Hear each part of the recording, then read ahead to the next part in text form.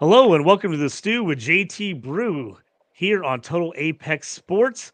This is NHL Around the Ice with JT and Toast. Stick with us. We've got a lot coming up here talking about the dynamic duos and Toast, a little special trip last week. We're going to check in with him and talk about that. Stick with us.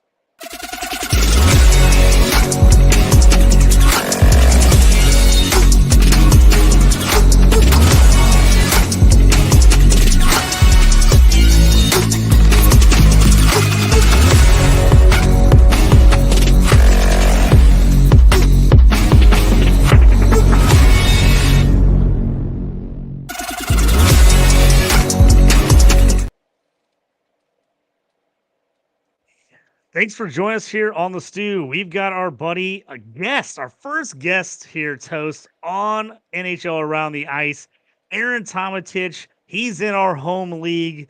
Wanted to bring him in here, discuss stuff. Aaron, thanks for joining us on the show, man. How you doing?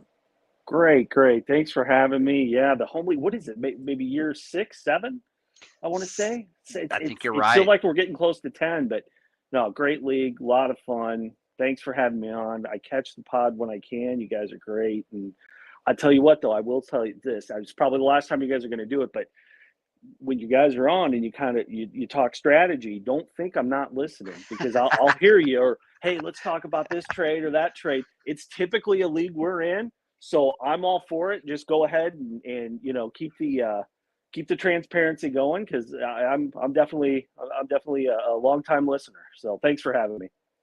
Hey, Yeah, Aaron, absolutely. JT, before we start, I want to ask you, um, before we get started, you mentioned league. Do you still play in that beer league? Oh yeah, I mean, so tell us a little bit about that. You still play some hockey, and I yeah, can imagine, dude, I'd kill myself.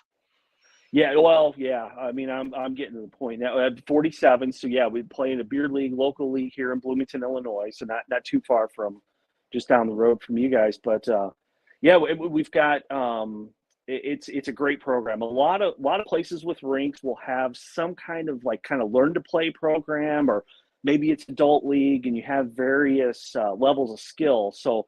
Um, 10 years ago and probably 50 pounds ago, I was playing like they typically will tear them. I was kind of playing that mid level. You know, some guys had some experience or maybe played in high school or something like that, and could kind of keep up. But now no, straight C leaguer, straight what they call a bender league, where it's a little bit older guys, and I mean we got some guys that are 60s. I would say it's probably our oldest guy. Some guys that play in net, but it is a great community, great fun. And then you got some guys that can skate too. They kind of tone it down. There's no hitting, um, but yeah, it's a lot of fun. We usually try to skate a couple of times during the week. We have a morning league that we play in, and then if you want to kind of kick it up a notch, this is what a little bit more formal, where they actually have referee games. Those happen on Sundays, and again, that's where you're going to get your different tiers. But um, great group of guys. Like I said, the talent levels all over the place here in Bloomington. I'd say Peoria is a little higher talent.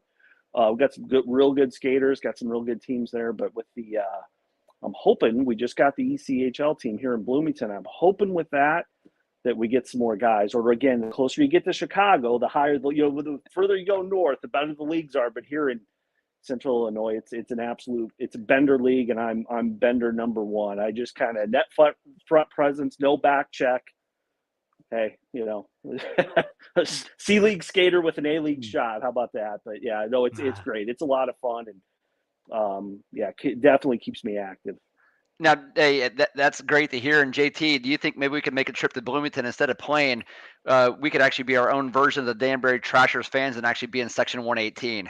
So just me and I love JT it. be Section Well, we 118. we definitely got to do that. I Sure. absolutely. I actually was hurt. I heard about the new minor league team going over there. I was like, my girlfriend already said so. She's like, we got to take the kids to a game. I'm like, absolutely, we do. Yeah, I'm like, yeah. nothing's better than live hockey. I tell people all the time that I've never been to a live hockey game, whether it's minor leagues, college, pros. Hockey is so great live. You just can't fully get the atmosphere of hockey games until you're there seeing it in person. I watch it on TV, but it's just not the same on TV as it is in person.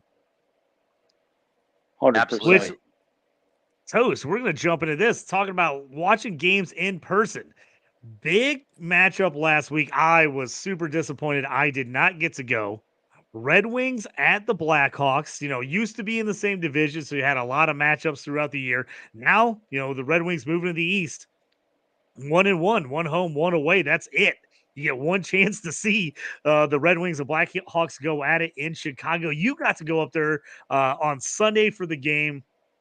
Fantastic game. Patrick Kane back in town, first time since going to the Red Wings. Also, Chris Chelios got his number retired.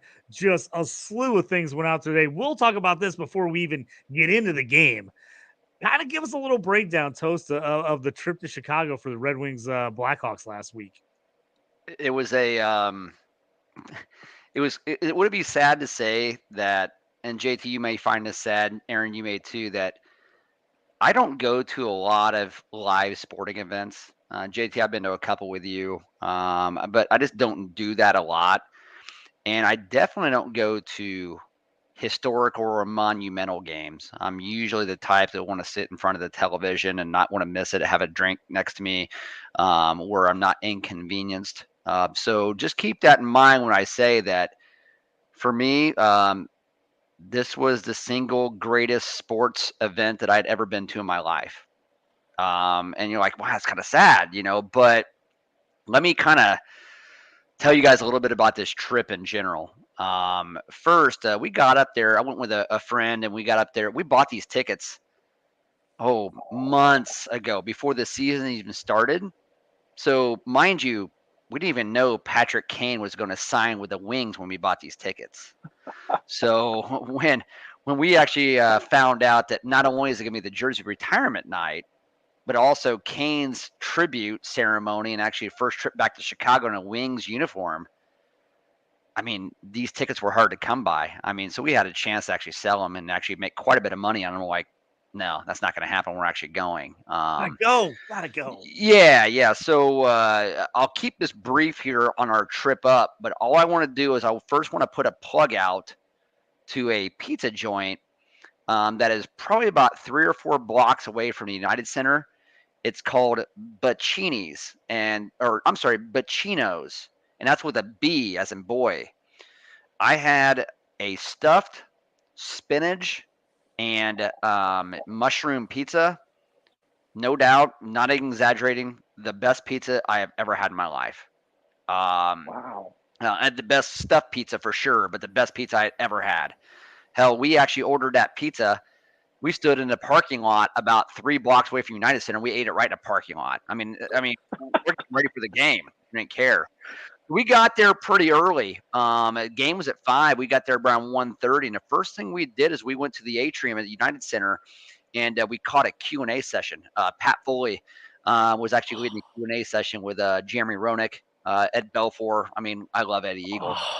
He was Brian Noonan, Tony Amani, and Suter was actually there as well. And those guys is telling stories about Chelios.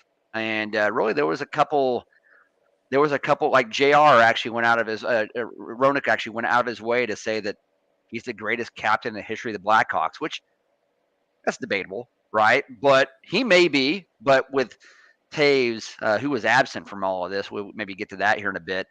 Saying that he was the best captain in the Chicago Blackhawks history. But boy, when you actually watch that hype video of Chelios and the type of beating he actually gave out to other players and how good he was as well, it's hard to think that he may have not actually been the best captain in Chicago Blackhawks history. So the Q&A session was awesome. Just being able to actually see those guys up real in close and personal. I was probably 10 feet from them. And just to hear them tell about old stories, it was awesome. I don't know if you guys happen to catch that on TV by chance, like in the pregame. I didn't get to see it at all. I got ready for the game. I was doing some stuff throughout the day. I was like, "Oh, got to get home, got to get on the couch, got to get ready for the game." So I missed a lot of the pre stuff. I saw stuff after the game when they showed a lot of that stuff. But I watched the game, but I caught a lot of the highlights of things later when people went back and showed videos. Well, how about you, Aaron? Yeah, I caught the whole thing. I knew it was going, and I remember Toast, you were talking about this game, or oh gosh, luck strikes. I got these tickets, had no idea this was going to be the Chelios game, and I mean, all those guys you just rattled off that were in that Q&A session. Now, none of that was on the broadcast, of course, but they had a couple of things, a couple of promo videos, those types of things. But yeah, I caught it all from beginning to end. But everybody you just talked or rattled off or got to see in person, those were all guys I grew up. Just that's my core team right there. That's the team that was at 91, 92 that got swept by the Penguins. JR, favorite player of all time. It's like, God, all these guys are there, and they kept bringing somebody out, and that's when I knew you were there, but I couldn't remember. And then I started putting it together. That's when I started texting you like, dude, Gretzky's there. Mess is there. You got and you're there. What a great game. What a great time. I mean, outside of maybe the outdoor game, I would argue to say this might have been the biggest NHL game this year. I know I'm a total homer with Chelios, but the dude, he has celebrity friends. He brought them all out. He didn't want to go out on the ice. He drove in on that Cadillac. That was awesome. I mean, what a great entrance in the caddy. I've That never was so seen sweet. anything like that. I've never seen anything like this. And I know he caught some, and I don't know why, because he was a deadline trade when he went to Detroit, but he came back a couple of times for some stuff in Chicago. He didn't go over as well. I think, but again, you kind of touched on too, JT, that kind of Detroit Chicago hatred is kind of gone away now that they split the division, and that you can argue either way. But I love the reception he got. He's a great guy, and again, I know he has gone public with some of that too. That, hey, it bothers me, but I get booed in my own hometown, so. I couldn't imagine it gone any better. The telecast probably just captures a tenth of what you experienced. I'm just so happy for you. You were there. You got to see it. That's awesome. Awesome. Yeah, it was amazing. And really, one thing I'll remember, and besides his magnificent entrance, in the caddy, and that just here's what the deal. Everything there was black for Blackhawks. Meaning, I was convinced they were going to come out in the home blacks, the old retro black from the 90s. I was convinced of it. Yeah. I saw them in a tunnel, and they were in their home reds. I was a little disappointed, but everything, all the emblems, all the decals that they actually put out for the Chelios retirement and stuff, it was all black. The entrance, he comes out again, the black caddy. He's wearing all black with a red tie. He looks like the devil himself, man. But he's such a badass. And so they, with his attire, with his entrance, the way they actually promoted it with all the black, it was Blackhawks the whole way. And they actually really did want to capture a mood, really a certain color to this. And man, they hit it because, again, you got to think about that 90s hockey. It's hit you right in the mouth.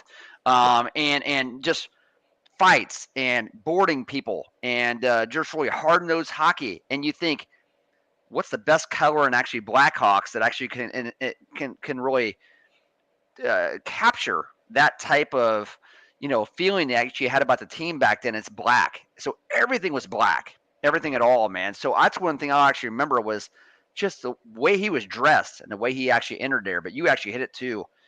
This was no shortage. I'll tell you, as bad as the Blackhawks are on ice, and their franchise actually does have it together. And JT, we've actually talked about it with the rebuild and everything. They're doing it the right way. And this is a class franchise. This is a top class franchise. I can imagine nobody does a ceremony better than them. No one. I mean, like you said, Gretzky was there, Messier was there, Yzerman was there, Eddie Vedder was there. And Eddie Vedder and him are actually so unbelievably close. Eddie Vedder was in tears. Hell, John McEnroe was there, guys. I mean, who wasn't there? Cindy Crawford was there. Cindy Crawford was pretty good still. Who made the shot at halftime? Yeah.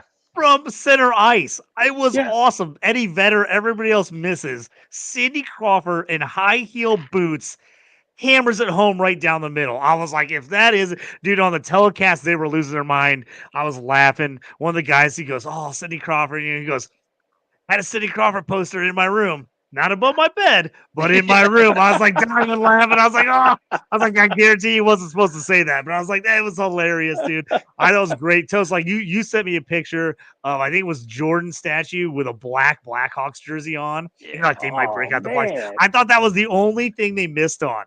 I thought it was everything else was great. I think the only thing they missed on was that opportunity to break out the old school all blacks. I thought would have been freaking amazing. But dude, it was just a ceremony. Everything was great. You know, talk about that a little bit. I mean, him shouting out Kaner, I thought that was great when he shouted out Kane and he was like, I know it feels a little funny, you know, in that jersey. I've been there before too.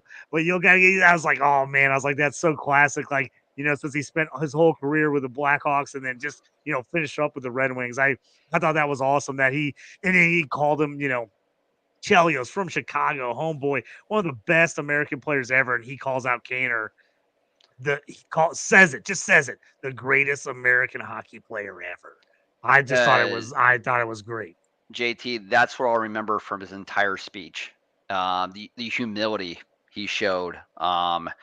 This guy really wanted to talk about other people and the Blackhawks franchise and not really about his own personal accomplishments during the entire ceremony.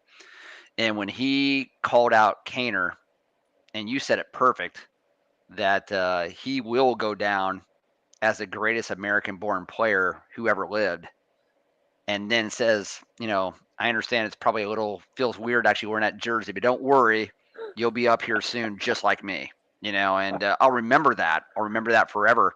Mm-hmm. And man, he really nailed that speech. I'm sure he actually practiced no different than was a Hall of Fame speech and where somebody's actually getting inducted.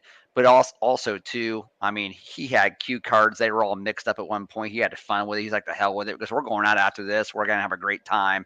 And again, the stardom there. I mean, when you got the greatest who ever lived, Gretzky, in the building, and then Messier next to him there, and then all the star power behind him, there was no shortage. People were not going to miss this. And that in itself may end up making Chelios the greatest Blackhawks captain who ever lived. Just the fact that he had all those people behind him. It was awesome. But before I get to the game itself, I'll tell you guys, I'm surprised enough, and you guys will be shocked by this, I'm sure. I'm not really like a rule breaker. As much fun as I actually like to have, I get pretty nervous about bending the rules, especially like in public, where I'm going somewhere I'm not supposed to be. So guy I was with, he's done this several times. He will get on Ticketmaster days in advance of the game and see which tickets have actually been bought, but then actually now we're up for resale, and he'll write down all of those seats. So he had a plan to pick out a security person at the 100 level. There's like, I don't know, 30 of them around the building, right? You can get into the 100 level, that he thought that maybe bad at their job. And so he found one that was kind of nonchalantly talking to somebody else. He goes, follow me. Beeline right by them. And where did we go? We went right to the 8th row, center ice, right behind the penalty boxes, and to these two seats that were still up for resale on Ticketmaster. We were able to sit in the 100 level for the entire ceremony for Chelios, the Kane tribute video, and half of the game. And those were $1,000 tickets. That's amazing. Yeah, I mean, so he had a plan. He actually knew what to do. Now, we got halfway through the game, and then we kind of sensed that I got on Ticketmaster and found out that somebody bought those for about $175 after the first period each, which is a hell of a deal. And I'm like, we got to get out of here. So he took a beeline and actually got out of there, but yet pretty cool. I mean, not bad at all. So not only that I've been to probably the greatest game and spectacle of sports I've ever been to in my entire life, but I got to sit down there 8 rows from the glass at center ice and actually see it in person. It was pretty amazing. Unreal. Yeah, I remember you sending me some pictures. I was like, dude, look how close Toast is. I'm like, this is insane. I mean, that was awesome. You know, all the stuff we talked about, all the lead up. I mean, one of the things I I put on Twitter and I told everybody when they showed the Kane video and then they just wouldn't stop cheering. Mhm. And the Red Wings players are just like Larkin pushing them back out there. Another round, take another lap, because they just kept cheering and cheering. That is how you're supposed to treat a legend in your city. You know, he comes back, he plays for your rival, he plays for another team, but he gave it you all. He brought you titles. That is how you're supposed to do a tribute. I was super proud of Chicago Blackhawk fans. I've seen other I got into a big thing with people with Matthew Stafford went back to Detroit in the playoffs and they booed him. And they said, well, hey, he plays for the opposing team. I'm like, this guy gave you everything. I'm like, you cannot root for his team, but how are you booing a legend like that at home? I just was so pumped to see the Blackhawk fans do it right, cheer him on. You know, he was a little embarrassed that he kept going around, but they're like, dude, they cheered for a long time. I thought that was awesome to add to all the Chelio stuff. I was just like, man, this is magical. This is awesome. That's the way it's supposed to be done. Yeah, 100%. And I'll tell you this too. Well, I didn't know if there was anything to this. I mean, obviously they asked him about it after the game, but I just kind of took it like, hey, 3 laps for 3 cups. You know, the dude is. It was Nice. funny, but when I saw it and I saw that reaction, I couldn't agree more. And you know, it again, full disclosure, full transparency. It was emotional. It was like, you know, he gets done doing that in the crowd, and I'm like, oh my God, you know. And after I got over my jealous rage that Toast was there, not knowing how close you were, that would have made it worse. But what did I do? I pulled up on Twitter. I pulled up the 2010 goal because that was a life-changing thing. Like, you know, and I remember texting you about this too, Toast. Like, other than like the 85 Bears, I wasn't the biggest Bulls fan. So some of the, you know, that incredible, you know, 6-peat or 2-3-peats, whatever, it didn't really hit home. I born and raised a hockey fan. So when they got that cup in 10, that was like my real first experience to a major championship. You know, sitting there watching Detroit win all those cups and doing it the right way, building the teams. We never had that in Chicago. We never had a long playoff run. And then when we did make it to the cup in 91, 92, we got smoked. We got dummied out by Yager and Lemieux. So to have that, I just went back and it was just a nostalgia day. So I'm watching the game. I got YouTube up. I'm pulling up all those highlights, you know, the 13 seconds, you know, for whatever it was, 16 seconds, whatever it was, the 15, all that. They wanted it home. It turned into a whole weekend, a whole spectacle. So, yeah. Again, I know it completely sounds like a complete homer, but and again, going back to the team, yeah, we got, you know, Bedard out there doing his thing, but we haven't had a whole lot to cheer about this year, which is fine. I totally accept the rebuild, but it just felt like the crowd was really doing that. Like, hey, we got some clapping to do. We don't, other than the anthem at the beginning of the game, we don't have a whole lot to cheer about this year. So they all got it out. It was awesome. Yes, Well, and go ahead, well said, Toast. Aaron. Go ahead, JT. No, Toast. I was gonna say, yeah. Final thoughts on that, and then let's actually talk about the game because it was actually a really good game. Which I was hoping it would be a good game because I was like, man, it would crush if this is a horrible game after how awesome this has been. If it's like a 4-0 blowout and no one like, it's just like, but it was a great freaking game. I mean, the Blackhawks showed up. And then, of course, you know, Toast, you were there, you saw it. Talk about, you know, Bedard. Everybody's talking about Kane, Bedard, you know, passing the torch and first game against each other. I was so pumped that Bedard got back for this game. I was hoping he'd be there for this game. And then the check, and then the OT winner. It's just, I mean, dude, it was for a regular season game. It really did feel like a magical game that you would never expect when you have a team that's in dead last place to have a game and a feeling like that. I mean, it was crazy. So talk about like just kind of being there in the crowd because man, the Blackhawks grinded that whole game and they played tough the entire time with the Red Wings. They did, and it had a playoff atmosphere to it. I heard people around me that you have a lot of old money in Chicago, down there in the 100 level, and there's a lot of people around me saying, "Hey, this feels like a playoff atmosphere. This feels like a playoff game," and you could sense that from the crowd with every pass that maybe actually skips over the a stick or a close call at the net, and the whole crowd going, "Oh," like every pass, every shot, the crowd was into it all. And really, the goalies kind of stole the game in the first period. The Blackhawks, I will say, you've heard me say it, JT, time and time again.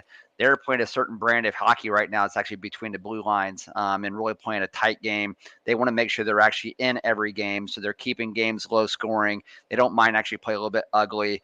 But in this one here, they did that as well. They want to make sure they were going to make it to the end. And I remember telling my buddy, before we went into the game, he's like, "What do you think the score is going to be?" I said, "I think it's going to be 2-2 and actually going overtime in 3-2." And that's exactly what it was. I mean, obviously I was just pulling that out of my rear, but if you think about No, it, you knew. yeah, I knew. Yeah. The Hawks, they can't score more than 2 goals. And especially against Detroit, who I've told you, they're a playoff team, man. They're a good team. They're actually on a roll right now as well. And I knew the Hawks would want to bring their absolute best. And I knew Kane would want to actually bring his best as well. And they did. One of the best moments in the entire game happened late in the first period. And I caught it. Not a whole lot of, and also a lot of people at the game actually caught it, but I don't know if people actually on TV caught it. But Bedard actually gave Kane not a hard check, but a decent check into the boards. And I will say, and Aaron, I know you watch a ton of Hawks games. Nobody checks Kane.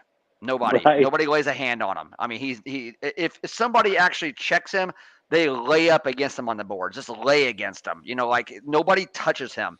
Bedard actually gave him a pretty good nudge. It was pretty much saying, "Hey, I appreciate you. I love the hell out of you. You're one of my heroes. I'm going to check you here just to let you know I'm here. And thanks for passing the torch on to me." And I guarantee that check by Bedard had to be premeditated, just to say, I'm going to do something to actually let the crowd know that, hey, I'm here. I'm actually going to take this. I'm going to give the fans a little bit of fanfare here. I think it was awesome. It was great. Yes. Yeah, I love the check. Aaron, what do you think about that? I thought the check was great on TV. Watch on TV. They're like, oh, we got into him, and they're like, the Bedard, the young guy, got into Kane. I thought it was great.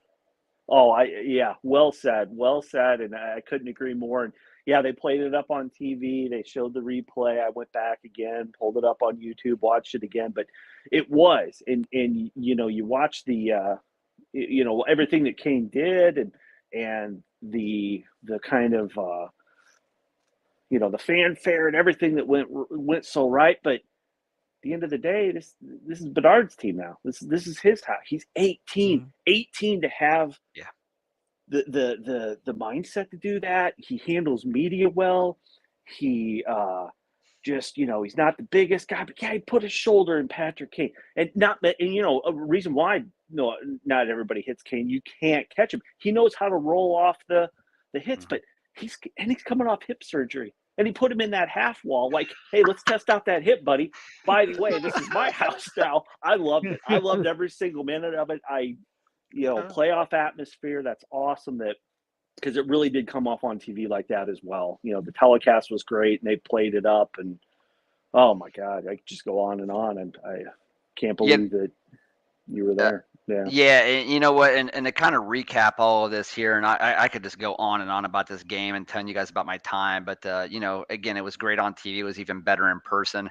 But the OT winner, I'm glad it worked out that way. Assist. He kind of technically gets the assist to get it to OT on a crazy goal that he hits off his back. I mean, that was an insane goal, and then you just felt like something was going to happen in OT. It just felt like something magical was going to happen in OT. Toast, walk us through as all of a sudden you look up and you see Kaner with the breakaway, and you're like, oh my God. Tell me what that was like, because I was watching it on TV. I was like, oh my God, here it comes. I was like, what? I was losing it. saw it all the way, and here's the reason why I saw it all the way. I wasn't watching the play on the ice in overtime. I was watching Kane the entire time, and he was hanging out by the blue line. He was just waiting for a cherry pick. He was just waiting for the goalie for their goal. I believe it wasn't Lyon in goal. It was Reimer in goal. Yep, it was Reimer. Yep. Yeah, and to really give up a rebound and to kick it out to him. And that's exactly what happened. He not only had a breakaway, but he had time to sit there and actually think and do the classic Patrick Kane shootout where he would actually approach, stand in front of the goalie, show off the best hands in hockey. He still has the greatest hands. He's one of the greatest passers that ever lived. And make Mrazek didn't have a chance. I mean, he did not actually have a chance at all. And then when he scores, he's actually on one skate, and you can see in his lips, and I did not obviously see it at the time, but actually saw it on the replay. It says, "It's showtime. It's showtime," is what he kept saying. And that was a storybook ending for me being a Blackhawks fan. To hell with actually wanting to beat Detroit and actually having one win, because really, quite frankly, we're wanting to actually get the best odds for the number one pick anyway. That's how I wanted it to end. Because again, Kane may be on Detroit, but Kane to me, he's a Blackhawk for life. So it's almost as if your guy scored the game winner, but your team lost, but you forgot your team lost. When he scored, I guarantee you, because I was actually there, 70% of the crowd went crazy. Because they didn't care, because it was Kane that actually scored the OT winner. So I mean, that's what it felt like watching the game, Toast. Like, I felt like Kane hit the game winner, and everybody cheered. It was still pumped for him, and I was like, "That's awesome." They're like, "We lost, but we technically won because we kind of want to lose, but we also lost to our guy. Our guy won it." It was the weirdest set of circumstances, but it just worked out beautifully all around. I was so jealous you were there. I was like, man, this would have been magical to be at. Just watching it on TV was awesome, but being there had to be just unbelievable. Yeah, I feel a little guilty not having you guys there, because it would have been amazing. I know, JT, you and I actually talked about going and making the outdoor game on the New Year's Day this upcoming season, versus the Hawks and the Blues, and having a whole lot of fun, doing that, and really being at a place like Wrigley. That would be amazing to be able to do something like that. But I tell you, that to have this retirement ceremony, to actually see all the stardom and the celebrities and actually the ex-players, the Patrick Kane video ceremony, and the way the game transpired, and actually have a storybook ending like that, it just doesn't get any better. I couldn't have drawn it up any better. It would have been different if the Hawks were actually in their heyday and we're actually winning cups right now. It would have maybe a little bit pissed off, but nobody's going to get mad about the outcome there. We got a point, for crying out loud. I'd prefer to get points every game instead of two. And I know it sounds kind of crazy, but we had the long game in mind, us Hawks fans. So, yeah, couldn't say more about it, guys. The Hawks, they needed something actually good to happen to them, even though they lost the game. Like I said, I'll say it again. Nobody puts on a show and a ceremony and a tribute like Chicago. And I'll leave you guys with this. Biz, from Barstool and TNT's broadcast, he went on Twitter and said that this was one of the biggest nights in the history of the NHL. And people can actually exaggerate all they want when they're a fan of the Blackhawks or the fan of the Detroit, but he's a Toronto guy. His team's the Maple Leafs. And for him to come out and say that was one of the biggest and most memorable nights in the history of the NHL, and I was like, I was there. So it was fantastic. So I'll be talking about it for many weeks to come. The rest of your life, really. That's awesome. I just thought, the NHL has really jacked the schedule a couple times this year where they've missed opportunities to have big games. I thought they did something right. Sunday night game, 5:00 start. East Coast could watch it. West Coast could watch it. It was the last game. To me, everything worked out for that. They really missed the boat on the NBA All-Star weekend where they just didn't have any games when there was no NBA games on. I thought they totally messed that up, but I thought having this on a Sunday night at 5 was damn near perfect. I was so pumped to see everything work out that way. So that's Hey, great. Aaron, So, real quick, go JT. ahead. Aaron, I was going to ask you, and you may have not actually seen this because it was again, I don't know what they showed on television, but Chelios did do tributes to Sharp, to Hossa, to Kane, to Seabrook, and to Keith, but Taze wasn't there, and Taze wasn't really mentioned, and also too, Pat Foley went out and say that he's the greatest captain in the history of the Blackhawks, talking about Chelios. There are people say that. Not saying there's actually any bad blood between ex-players and Taves, but it was just a little odd that he wasn't there. I didn't know if you actually noticed that or not, and everybody else was there. He was the one guy missing. Yeah, I would say, well, in terms of broadcast, it obviously wasn't mentioned or wasn't thought, but it was a noticeable absence. Yes, Yeah, okay. Especially when you saw Sharpie up there, you saw Seabrook. Because I not that I thought there would be a controversy, but I mean that's Seabrook. He huge part of those cup teams, and what was he there? 13, 14 year. I don't remember how long he played, but he played for well. He wore that number 7. He showed, like, if anybody was going to be a no-show, I thought maybe him. Maybe hey, I kind of, I just thought at some point they kind of put those core guys up in the rafters. Obviously, absent Seabrook, so I could see if Siebes maybe skipped it, but I don't know. I'm intrigued, and I definitely I'd say lifelong fan of going way back to modern day to whatever that Taser not being there was a little. Just weird. I don't know. Maybe there's nothing to it. Maybe, I know he's a private guy, or I've heard that. I think I don't even know if he lives in the state. I think he's from Winnipeg, right? Winnipeg, yeah. So maybe just who knows, or he just kind of likes his peace and quiet. Or maybe he's down the street. I don't know. Maybe he's got his own cabin like me, and he's kind of just he's in a van down by the river. Yeah.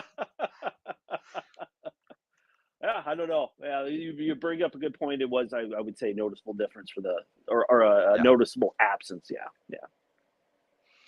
Yeah, that was fantastic. You guys ready to get on to the second segment of the show? We only got 2 tonight. Because we knew we were going to talk. You only got about 5 segments, but we knew we were going to really hammer this because we wanted to talk about about this game and everything about just great conversation.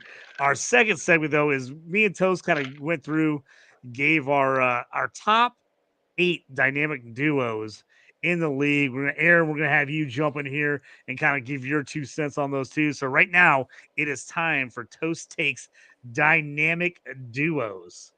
Toast, you want to get us kind of start off here? We both made our own separate lists.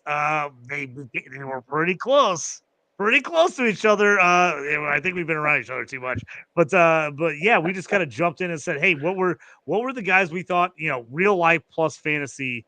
What were the top duos we like in the league? Why don't you start us off? We're gonna go 8-1. Yeah, and why do we do 8? I don't know. It felt like a good number. I didn't want right. to do 5. Everybody does 10. Yeah. Everybody does 10. We'll do 8. We'll do 8. Yeah, I didn't really want to keep do it under an hour, and... Toast. We got to keep it under an hour. So before we get into this, I will say it's funny. I go through the entire standings, look at all of the teams, write down all the players, the duos, and then narrow it down to an 8. So I probably had like a 14 team list, but there was obvious that, there's 5 or 6 of them that, hey, no, slide them. They are great duos, but these 8 to me actually stand out, and they stand out, fairly easily. And what I will say is too is, if you look at this list, the majority of the great franchises and great teams in the NHL, they have 2, man. They have 2 superstars on their team. And I mean, I don't know how you define superstars, but the majority of these teams have 2. And that's what we want to get to, these duos. And so coming in at number 8 for me, JT, and also coming in at number 8 for you, So I mean, I was shocked on how close we were. Again, we are spending way too much time together, on these. But we got Detroit's Alex DeBrincat, and we have Dylan Larkin. So I mean, really, if you look at DeBrincat, this kid is just what Detroit needed. Think about Larkin. I wouldn't say he's all by himself in the whole Yzerman plan rebuild, but he is by far and away, prior to DeBrincat getting here and prior to Kane getting there, the best player on that team, far and away. They got a really, really good young player in Lucas Raymond. And then they just got some, and they got Mort Sider actually as a defenseman, but they got some pieces around him, right? He is the captain for a reason.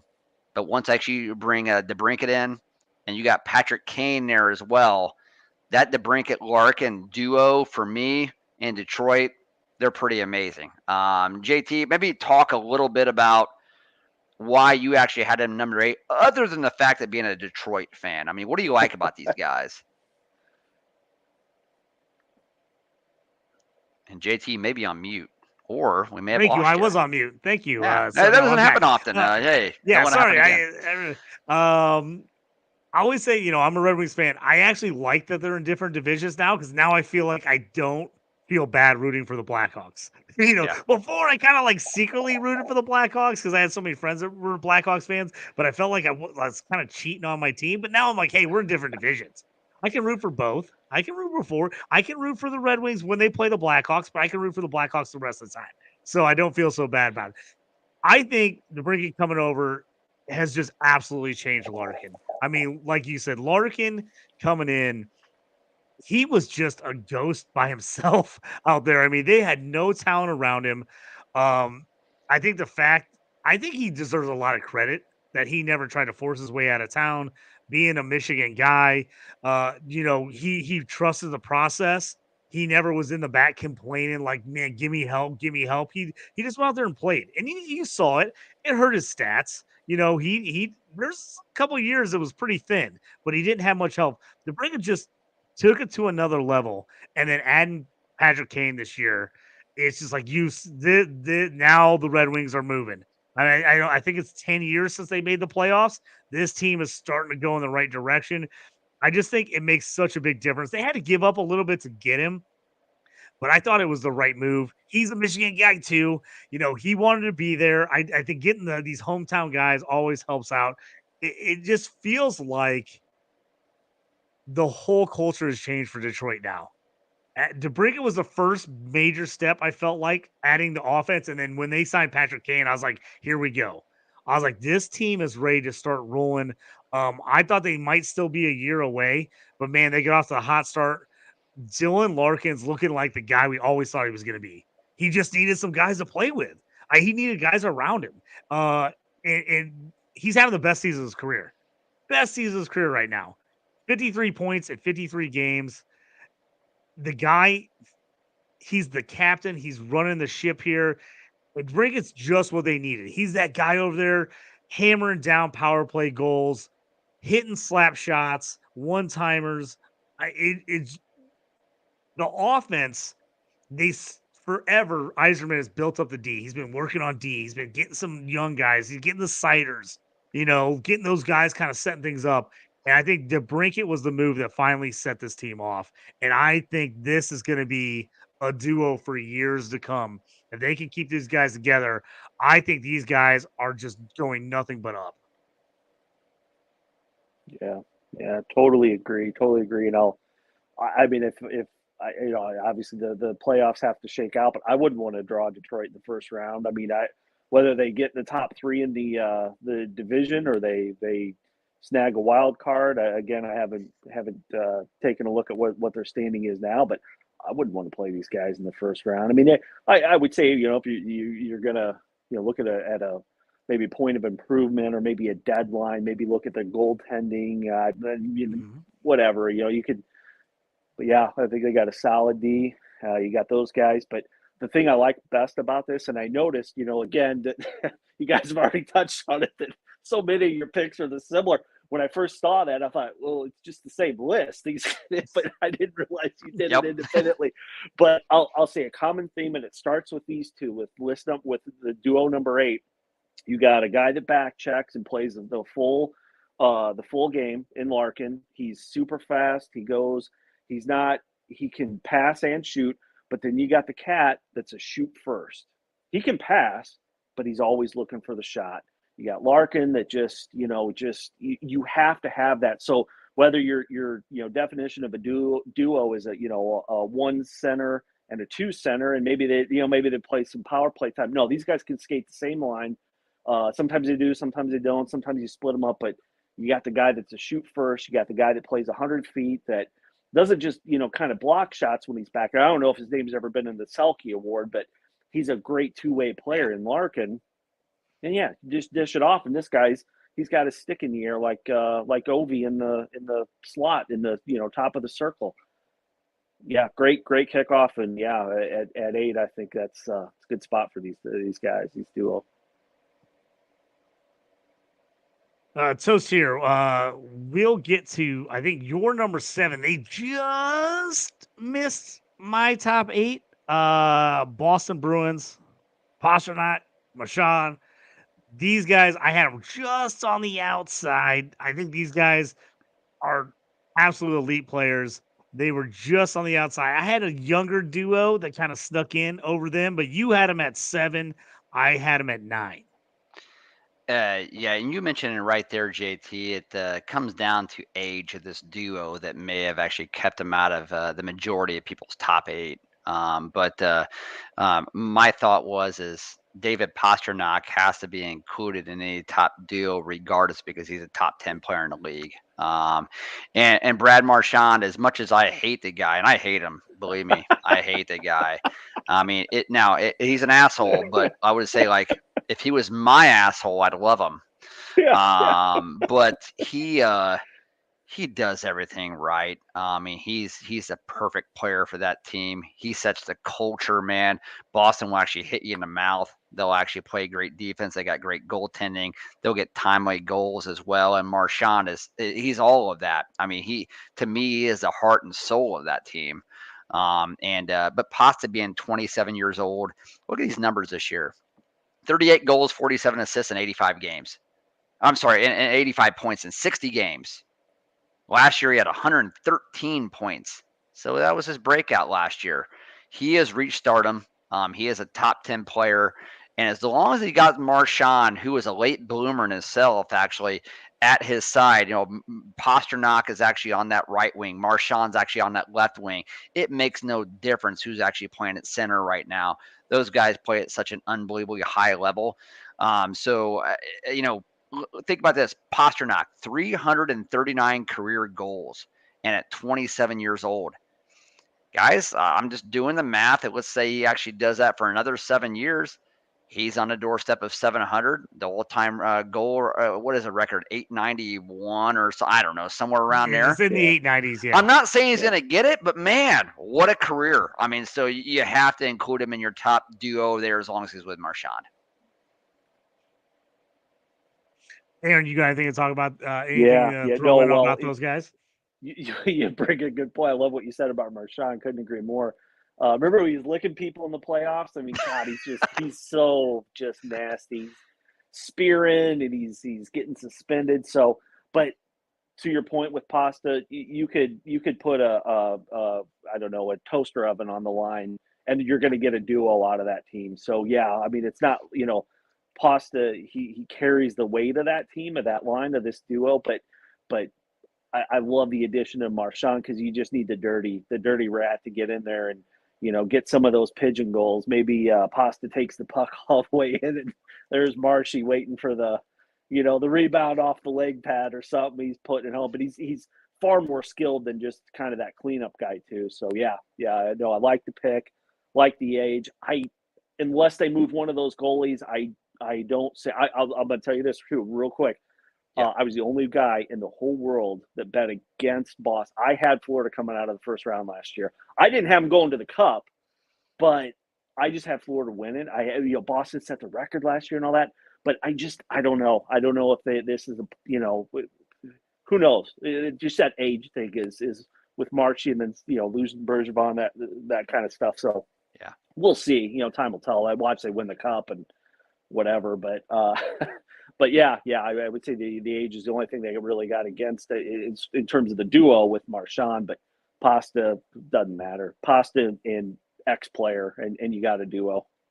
yeah, and Aaron, we'll move on to number 6 here soon. But you mentioned, that goalie tandem, and I know we're not really talking about the goalie tandems right now. We're talking about duos, but nevertheless, with Swayman actually being a feature of that franchise and actually having Olmark there being a Benzino winner award last year, he does feel like a guy that could be moved. Talking about Olmark at the deadline here, we got a deadline coming up here a week from tonight, or a week from today anyway, or I think around 3 p.m. Central, and I think they could make a move here. Well, I mean, we'll have to stay tuned anyway.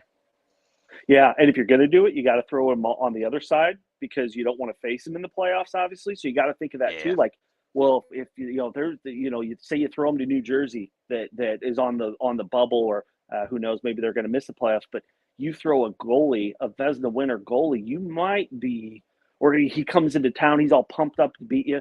You don't want to do that. You got to throw him in the Western Conference if you're going to deal him and if you can find somebody to do it. But you don't want to face them in the final either. I don't know, but they got to do something. Otherwise, I think they're another first or possibly second round exit. Yep. We're gonna skip my my 7th right now because we'll get back to it because my 7th was somebody else you had earlier. We're gonna go to 6 here because again, this is 6th that me and Toast both had the same. Vancouver Canucks, Elias Pettersson, JT Miller. This was both number 6 on our list. Vancouver's finally getting together. They're finally doing what everybody thought they would do. And these are the two guys kind of, they're the cabooses that are kind of leading the train here with this team. Toast, tell me why you like these guys at number 6. Mainly because really everybody thinks about Elias Pettersson as being the star of that team.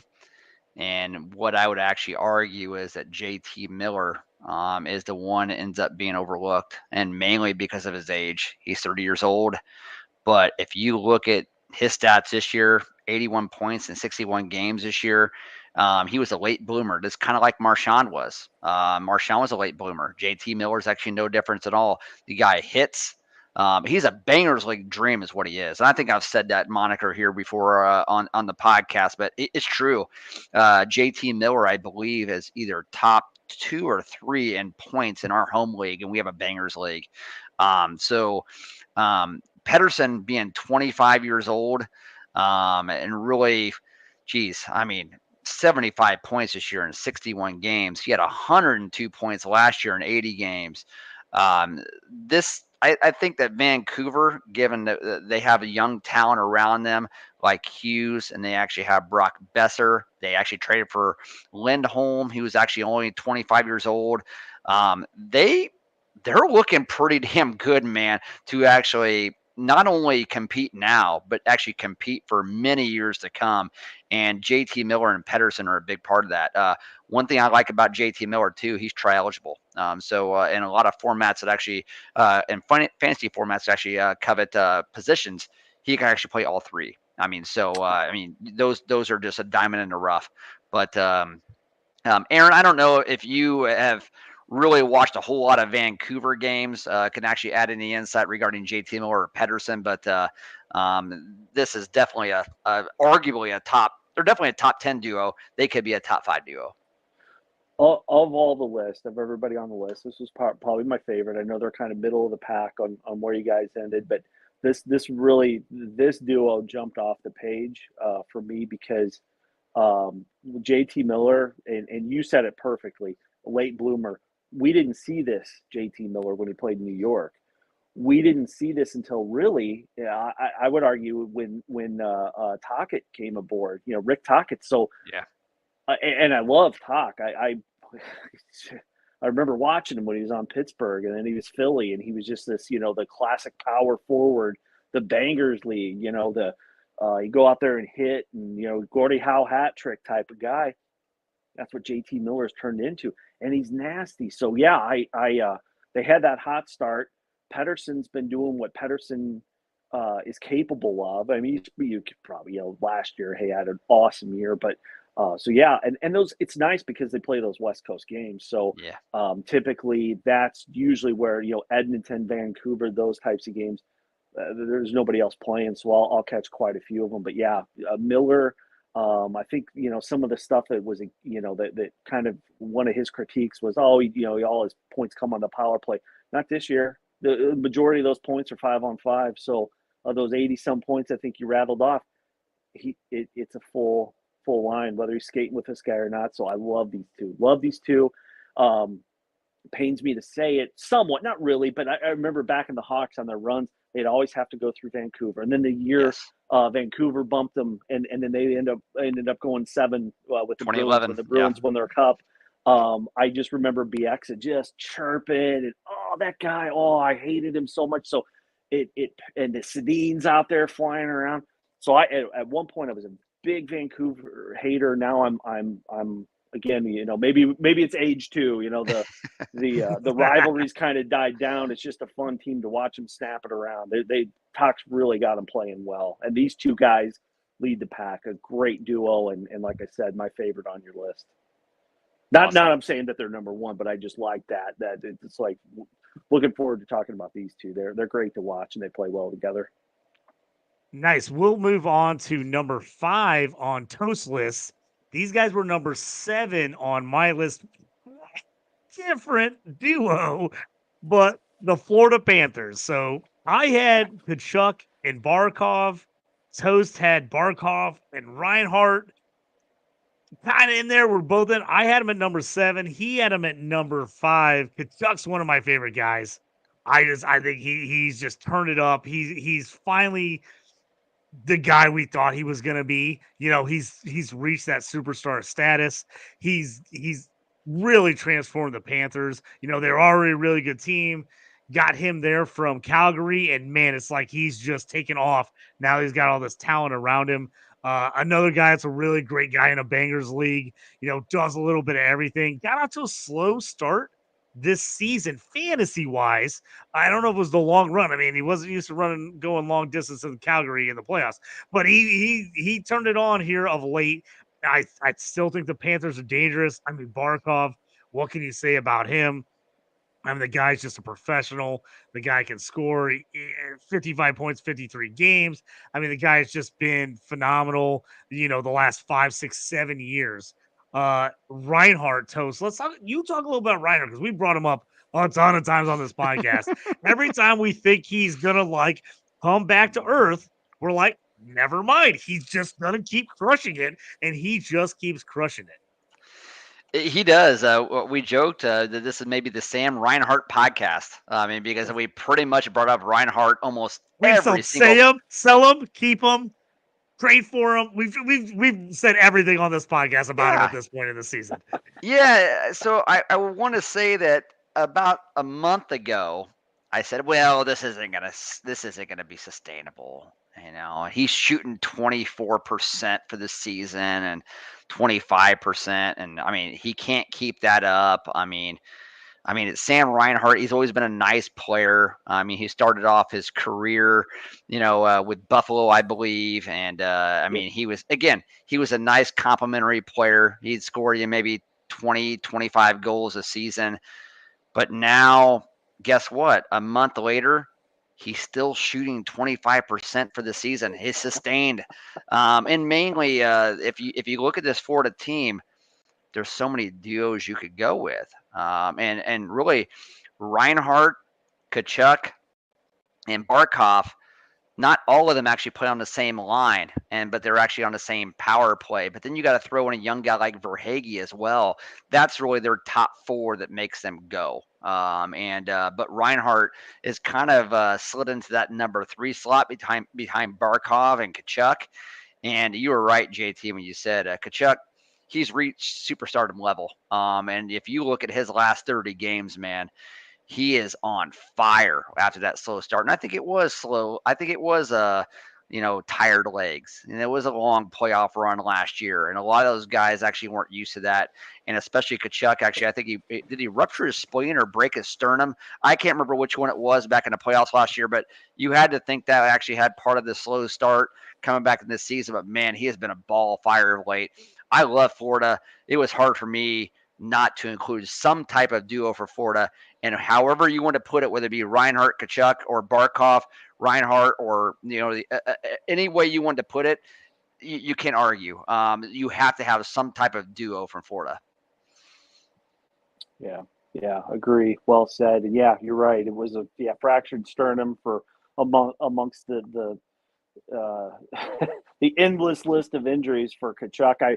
I know it's kind of turned into legend at this point, but there were reports or talking about how Brady was helping him put a shirt on. His brother, like, hey, he couldn't get down the stairs at home. We had to wheel him up here, and the dude still suited up and he played. The game that they ultimately lost when Vegas beat him. But I would say this. I like, and here's another thing, another great kind of shows how much you guys are in sync. But you both had Barkov, and then you went with one of the different wingers. Barkov arguably could be the best passer in the NHL.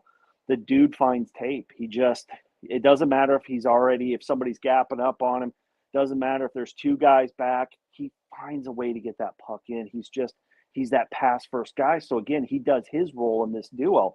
So you can kind of rotate. You could have Reinhart there. You could have Kachuk there. I mean, obviously those are your superstar level guys, but more so Kachuk, I would say, just in terms of name. But Reinhardt's getting right there. But you could throw Sam Bennett, that little shitter. He's out. He could be out there. He can catch a pass. And I'll say this about a good passer. There is no more pressure. Now again, this is an adult league bender saying this, but there's no greater pressure than somebody just putting that perfect pass on your tape, and then you either chuck it into the boards, or it bounces off your stick, or you miss the net by 3 feet. The pressure's all on the guy shooting. Like, the passer's like, hey, I did my part. I'm out of here. I'm going to go, back check now. So for these guys like Reinhart to shoot that percentage and get hooked up with those passes, hats off to him. He might edge out in terms of duo. Now, I'd rather have a Kachuk, obviously, but in terms of a duo, I probably tip my cap to Reinhart for that reason. He's catching those passes, not letting the pressure get to him. Hey, Barkey just set me up on another beauty, and then he's hitting them. So he's doing his part. Good for him. He's like you said, he slow start, high draft pick in Buffalo, finds his speed in Florida, and then Paul Maurice, the coach down, he does the best in-game interviews, post-game interviews. Just a great guy, or seems to be, and has him really buzzing. And again, Florida, yeah, I hope they do it again. I hope they take another long run. We'll see. So the last difference in our group, this is my number 5 group. Now, they maybe are not statistically up there with some of these other teams, but I feel like they're risers. I feel like they're young and they're coming. These are guys I think were just outside of Toast's top 8. I had them at number 5, which is maybe slightly high. But I had Rupe Hintz and Jason Robertson, Dallas Stars. I love the Stars. I just think this team has got all the pieces. Me and Toast talked about earlier in the year. They were our pick to win the Cup. Both of us really like this team. Like I said, these guys maybe aren't statistically putting up the numbers of some of these other guys, but they're a young group. Robertson 24, Hintz 27. These guys are the top guys on Dallas, a team that has, just talent across the board. And Hintz 6'3", 215 center, a big guy, can play both ways. Robertson's broke out last year with a big season.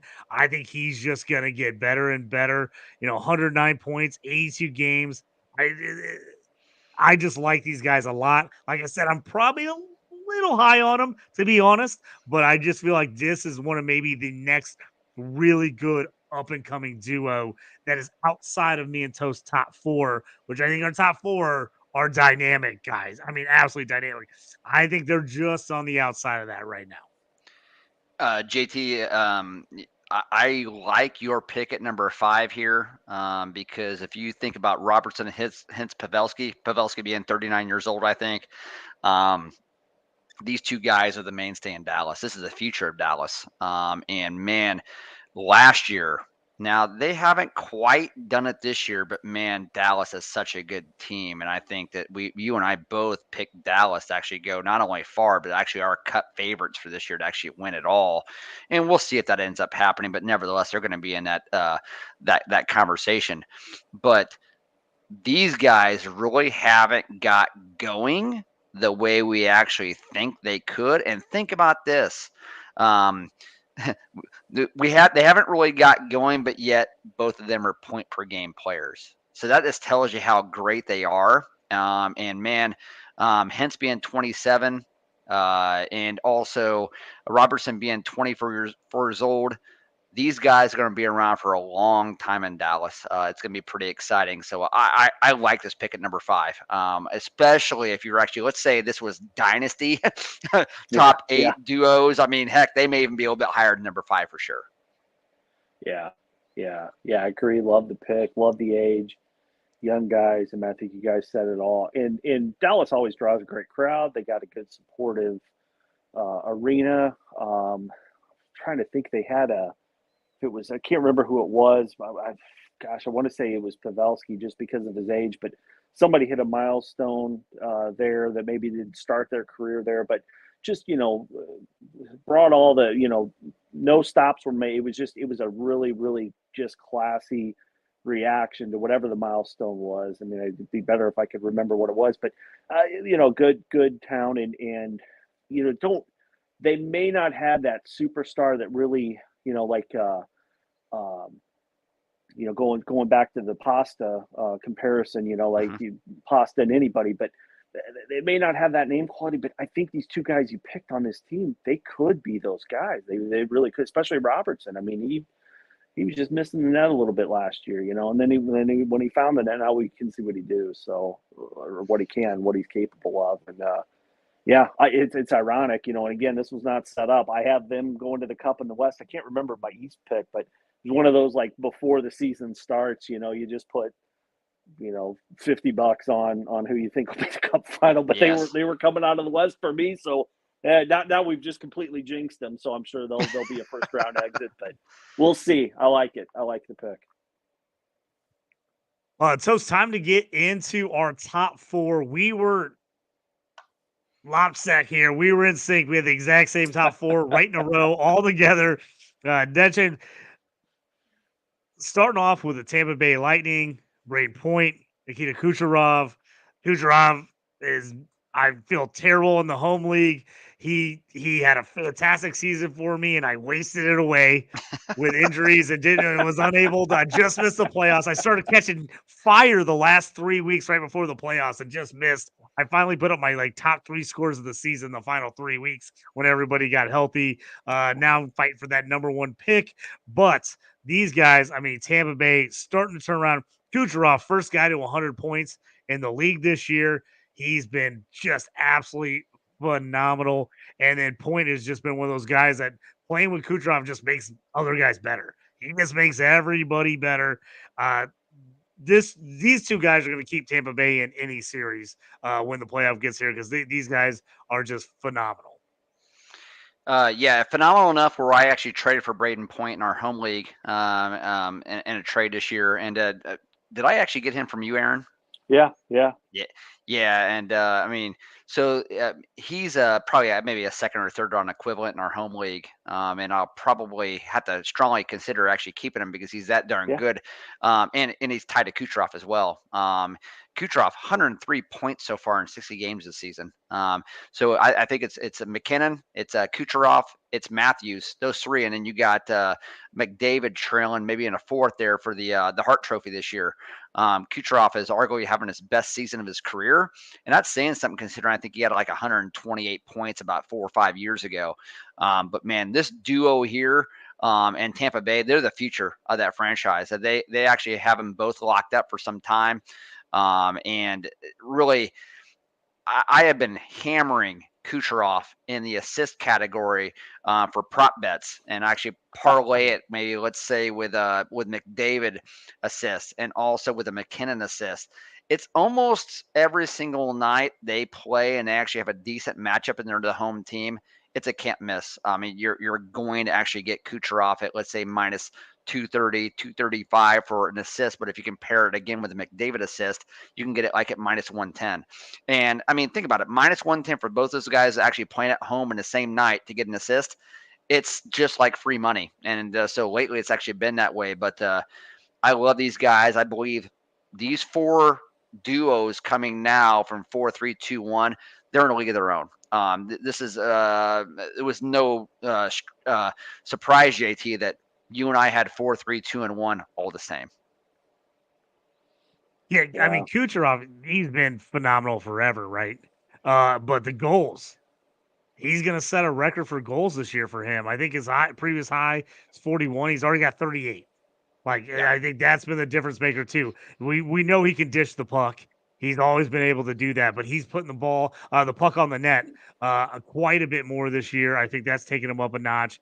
And then Point, man. I mean, Point he's been a scorer. He's the guy that lights the lamp. He always has his whole career. And hockey players, we talk about it in other sports, get those late 20s. Those guys are just coming in their prime here. 27-year-old Point with 30-year-old Kucherov. I mean, I want as many shares of either one of these guys or both of them. If I compare them together, if I can in any fantasy league. Yeah. I think you guys said it all. I mean, Kucherov, record-setting year, makes it look easy. Definitely. I'd say put him at number one for the Hart as it stands right now. Who knows? Somebody could catch fire, go on a heat or whatever. Austin Matthews scores 75, 80 goals. It may be bad timing, but yeah, love watching him. Braden Point, I can't remember what year it was where he got hurt, but if he's healthy, who knows? Maybe they would have got another cup. I don't know. But yeah, and to have them locked down, to have them again. You look at these teams in this hard cap league. They got two of these guys that would be a top 15. Two of the players in the top 15 of all the NHL players. You got two of them sitting there. So yeah, good pick. Love it. Moving on to number 3 for us, Colorado Avalanche. Nathan MacKinnon, Nico Rantanen. McKinnon's just been on fire. That guy. Oh, he can hit a one-timer like no one else. Man, it's just beautiful when you watch that guy set up on the left side there and just hammer one towards the goal.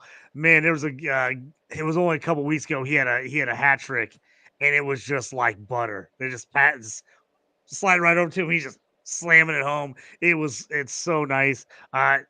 Colorado's always going to be in the mix with these two guys because they can score points. McKinnon, he's been right there, best player in the league for a lot of years. I think he's right there with McDavid, and Ren is one of those guys. He's like a Draisaitl. He's right there. Yes, those guys are so good, man. What a duo these guys are. Yeah, you mentioned Rantanen and kind of being the equivalent of a Draisaitl. This is the Batman to the Robin, and that's not taking anything from Rantanen, but McKinnon is a top, in my opinion, top 2 player in the league. He's right behind McDavid, and mainly you have that center that actually drives play, and he gets a ton of assists. He only has like 25 goals this year, but put it this way, just like McDavid did last year, he made it a concerted effort to come in and score goals last year. And what did he do? He put up 64. If McKinnon actually wanted to go ahead and concentrate on actually goals and say, I'm going to come in here, I'm going to score over 50 goals, he could do it. There's no doubt about it. He's unbelievably fast. His last 7 seasons, think about this, guys. The last 7 seasons for McKinnon, 97, 99, 93, 65 in the COVID year, 88, 111, and 98. Those are points. He'll go down and he'll be a Hall of Famer. He's actually already won a cup, but he'll go down as one of the top 15 players we've actually seen in the 2000s beyond. He's that darn good. So, and I don't want to say Rantanen actually just kind of rides his coattails, But again, it's kind of like that Draisaitl thing. He's a really, really, really good player. And I would say maybe he's a great player, but you always kind of wonder what would they actually do without that stud actually being next to him. But Rantanen isn't actually no slouch himself. 92 points and 105 points the last 2 seasons. He's only 27 years old as well. So this duo here, man, Colorado's set, especially you could also throw in Makar, Makar could have actually been your duo as well. They're going to be in the top 3, I would actually say, of all duos for many years to come. Yeah, yeah, and to your point on McKinnon, I mean, he's just fun to watch. Like I know, Toast, you were just recently at the game, and some of the I just went to the first.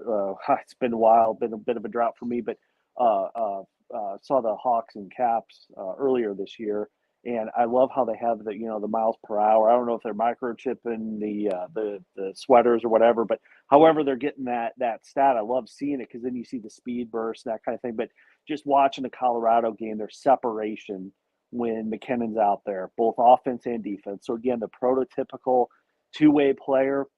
When he gets the puck, he looks like he's going a million miles an hour. He is going a million miles an hour. And then you got Rantanen, who's got a bigger build, just a bigger, frame out there. But he moves fast. But yeah, these guys are just dynamic. And the only reason McKinnon does not have a Hart Trophy yet is he's just a victim of McDavid. You're there with the Jordan rules. It's just yeah, exactly. Perfect analogy. Yeah. Sorry, you're here with when McJesus was in his prime, and he's just. I like the argument too, where we need to do the Hart Trophy and then come up with a second, like who's runner up, and then have that on the same standing as the Hart, because this guy's going to walk away. Not so much this year. The only thing that can dethrone Kucherov, I think, would be maybe if I heard it on a pod or read it somewhere where. Maybe a sympathy vote because he hasn't got one. Kucherov has had one, so maybe a political thing would not Kucherov, but hey, if it's going to go to McKinnon, fine. 6 and 1/2 does the other guy's a stud, and love them both. Yep. Number 2 on our list, Toronto Maple Leafs, Austin Matthews, Mitch Marner. Toast, we've been hammering. We have Matthews over goal, Mitch Marner over assist. Every time. Bam, bam, bam. Every freaking night. We've been hammering that double up bet, 2-pick parlay. They've just been on freaking fire. Austin Matthews this year. We talked about it on the pod a couple weeks ago about Ovi, Alex Ovechkin going for the all-time goals. Beating Gretzky, how far away could he do it? And we said, is there anyone you're thinking that maybe outside of Ovi could get there? And the guy both of us thought of was maybe Austin Matthews. Yeah. If he keeps it going, and man, we had that pod, and he just started getting hat trick after hat trick. He just started lighting it up left and right. The guy, I mean, he is like we just talked about Patrick Kane, best American-born player. Matthews is trying to get his name in there as well. The guy is just a goal-scoring machine. It's like if he played basketball, you'd be like, this is the guy that's going to put up 35 every night. Yes. 30, 35 every night. No questions asked. You just know he's going to give it to you. This guy is just lights out. And then Marner is just such a great mix with him. The way he passes, the way he runs, setting him up. This is just a great duo. Again, everyone wants these guys on their team if you can get them. But, man, Matthews is just on a tear this year. I mean, how high can he go? Really, guys, I mean, how many goals do you think he can get this year? Yeah, I think he will definitely hit over 70, and that'll actually join 8 other players in the history of the NHL that actually went over 70 goals. And I think he'll do it. There's no doubt about it. He's at 52 right now. And he's got, what do we have, 20 games left, roughly? So that has to get him 18 goals in 20 games. I know that sounds like a lot, but he's going to score multi-goal games. That's going to happen. Mm-hmm. He's going to do it. He's probably going to do it. And I think in the end, he could. You talk about Chelios. You actually talk about Kane. If he continues this streak, and again, comes down to, really health, he could go down as the greatest American-born player of all time by the time he's actually done. And think about this, guys. Really want to ask both of you and Aaron, um, maybe chime in on this right now if you could. But Matthews, you see like great goal scorers like Draisaitl and Pasta. They kind of hang out on the wings, and they're really, really actually getting those one-time goals. And you see the Brink actually do. We've seen Kane actually feed him those cross passes, and actually him being on that left side with that right-handed shot. Matthews seems to kind of get goals everywhere. He can actually do the one time. He can actually get the dirty goals in the middle because he's got a fairly big frame to him.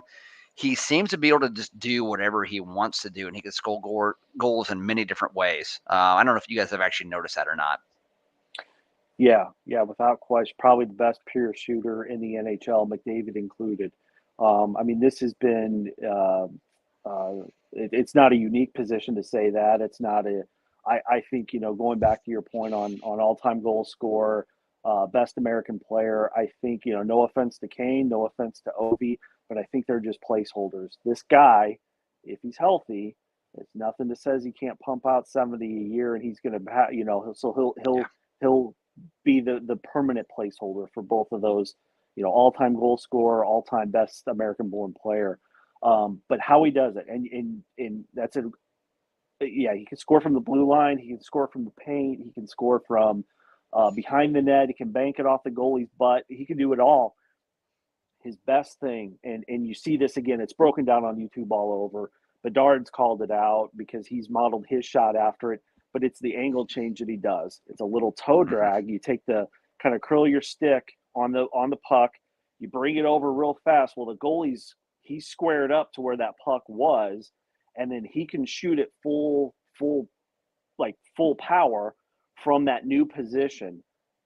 There's not many guys that can do that. It's just you can do it or you can't. You're either born with it or you can't. I think Bedard's got an interesting story about how he broke a wrist, and he's got a soft spot in my heart for the righties. Love the righty shot, Ovi, Matthews, or I don't even know, but Bedard righty shot. So yes. Love that, and yeah, he just changes that angle.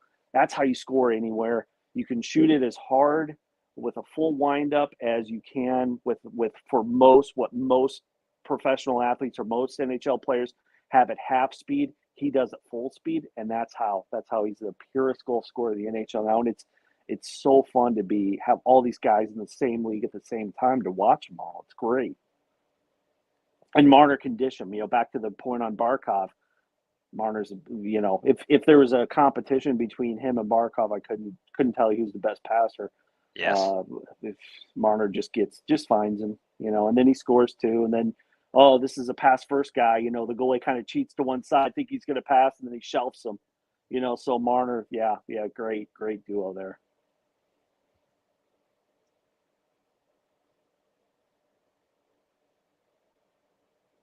JT? I'm on pause again, man. I twice in one show. It's brutal. Well, hey, that's okay. I've been in podcasts the last 2 days. That's the you're problem. You're gonna screw around. We're gonna fire your ass. So that's right. These guys are so young, man. And that's the thing is they're just still so young. Guys are still coming into their prime in the league. Just think if these guys could somehow bring a cup to Toronto. Thinking they could do that. There'd be Beaver fever. It would be insane. It would be insane if these guys could figure out how to get a cup in Toronto. Just fantastic. Just an unreal duo. And then we're going to, I think, everybody's number one here to close out the show. Edmonton Oilers. Connor McDavid, Leon Draisaitl. The guys,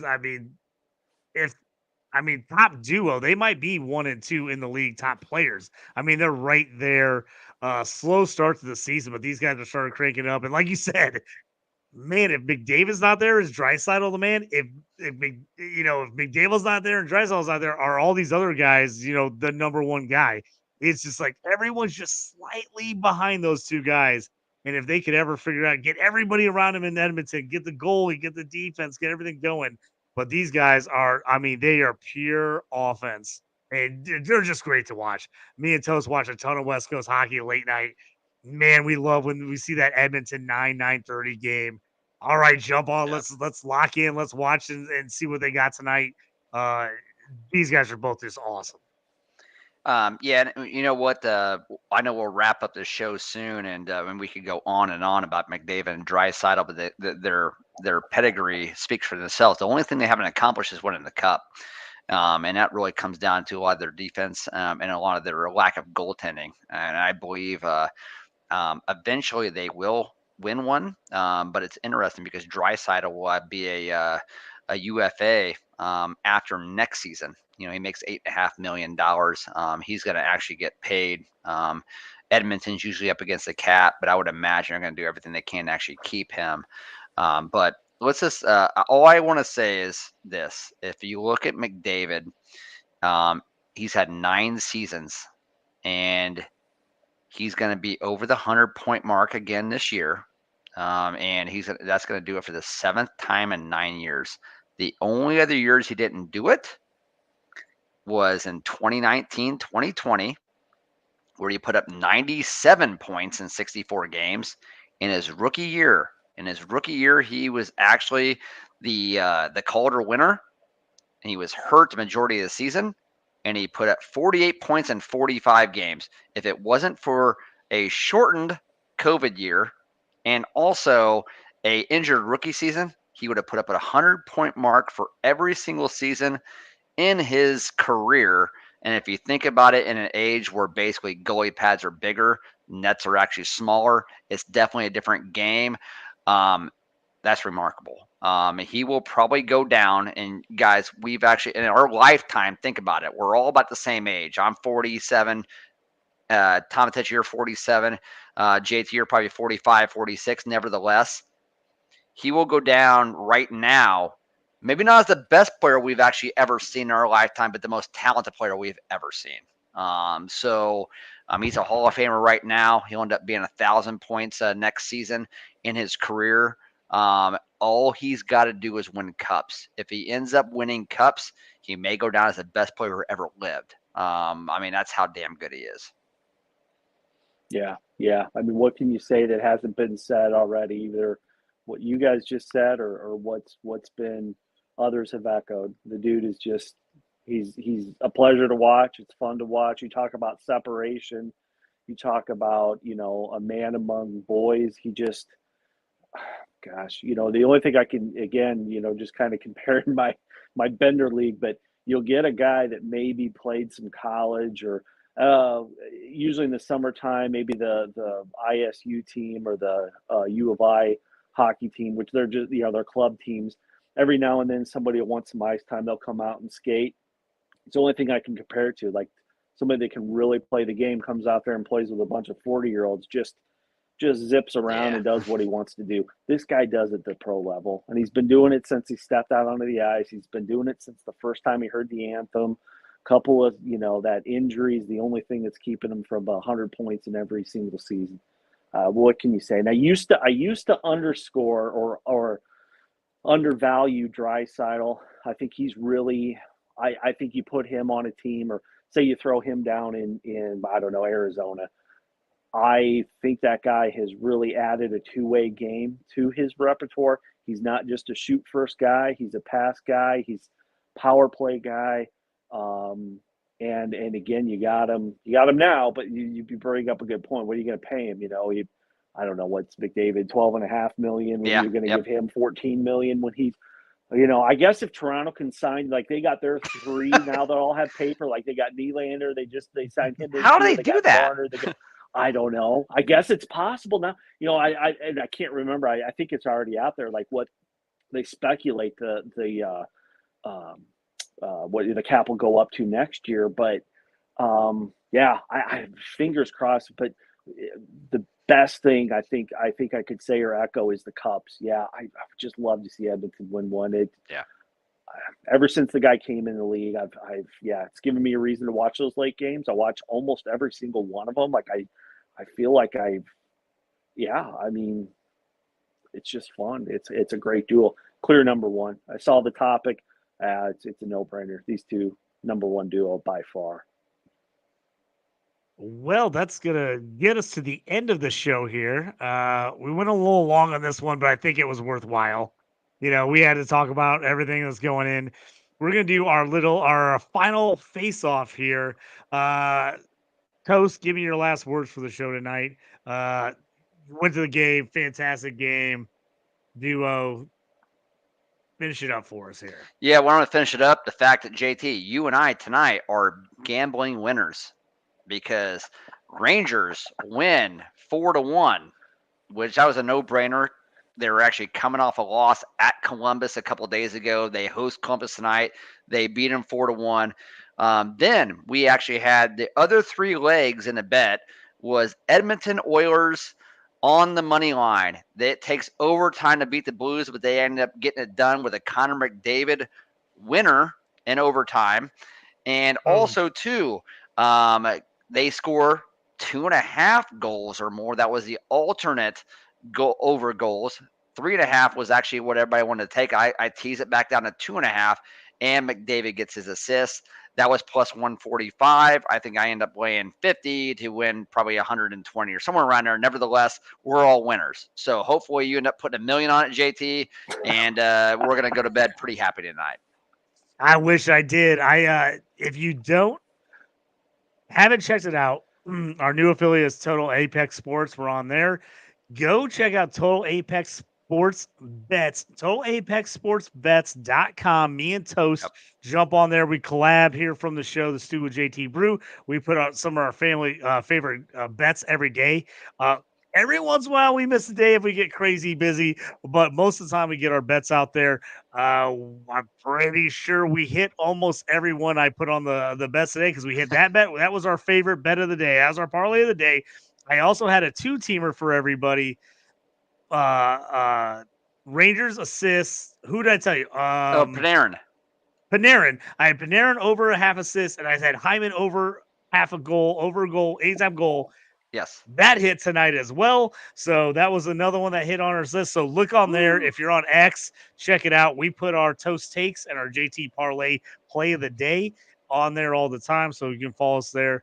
Check out. Aaron, give us your final thoughts. Thank you for coming on, man. It was great having you on the show. We appreciate it. And good luck in the home league playoffs. Give us your final thoughts. Hey, yeah. Well, thanks a lot for having me. It was a great time. Great catching up with you guys. Congrats on the wins. I was late to that, but next time I will not be. I guarantee you that. We're going to have a little powwow next time, and I got to get in on that action because it was a pretty sweet night. So thanks again for having me. I appreciate it. And you guys didn't talk any of the strategies, so well, I guess I'll have to keep tuning in to see to get some of that intel off you. But thanks again. It was fun. Yeah, it was great having you. Yeah, we'll keep you on the hook, keep you listening. So that's the plan. So thanks to everybody for joining us here tonight. You can check out the show on YouTube. You can always search The Stew with JT Brew. Also podcast that wherever you're down on Spotify. We put those out pretty close to immediately after the show. So they're always available the next day. We're usually here Wednesday nights, somewhere between 8 and 9, depending on how the schedule kind of works out. So make sure to check us out. I'm at JT Orange. You can find me on Twitter, the X, at Toast Clark for him. Hitch, we got to get your numbers up there. I saw you on he's a new guy to the old Twitter page at Titch4141. We'll get him on there with his good insights so we can start going. Everybody, thanks for joining us. Make sure you check out totalapexsportsbets.com for our info. We appreciate it. Thanks for being in the studio tonight. We'll check you guys later. See you guys.